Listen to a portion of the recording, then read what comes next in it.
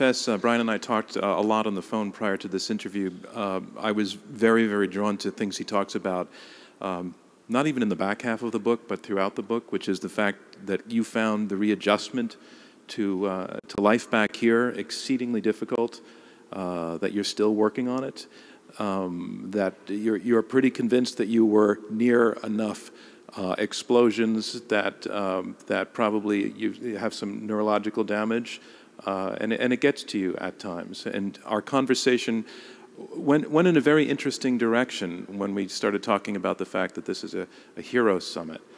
Like a lot of people who are called heroes, you reject the term. And I promised you that I'm going to actually take your word for it. You're not a hero. No, I agree with you. Absolutely. And we're going to talk about why you feel that way. I feel like our standard for hero has dropped too low. I was yesterday, because I was able to fly in for this, a colleague of mine, Technical Sergeant Joe Delorier, he got his Silver Star yesterday at the Pentagon. He's a triple amputee, both legs and his left arm. He did manage to stand for his ceremony because of his prosthetics. And he lost his limbs when he was clearing a landing zone.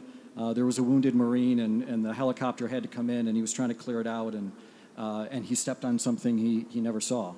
So the idea that yesterday I would be in the Pentagon to see that ceremony, and then today I would be sitting next to that sign, it didn't seem right. I have all my limbs. I have, my brain has some issues, but it's not too bad. I feel like when we call people in service to others, just general service, when we call them heroes, we let ourselves off the hook. Like, well, heroes do something extraordinary. I shouldn't expect myself to be a hero, but if we saved that term, maybe it would ennoble all of us to do that much more for everyone else.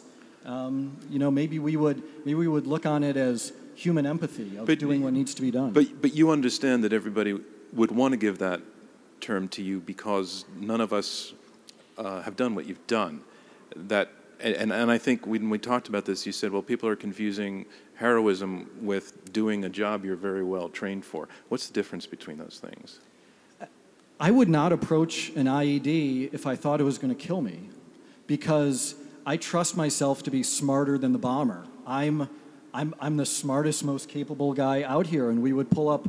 And you're trained to that realization? Right, and we're in Kirkuk. We've been there for months. There's an IED here. There's 8 billion people on the planet, and the 4 of us in this truck are the best trained, best prepared people to take care of that IED. Of course I should. And other guys had other jobs that I would never want.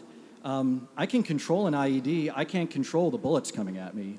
So I was more scared of getting shot than I was of the IED that I had to take apart. And so, guys on D-Day, the door opens, they rush out into a hail of bullets. I have never experienced that.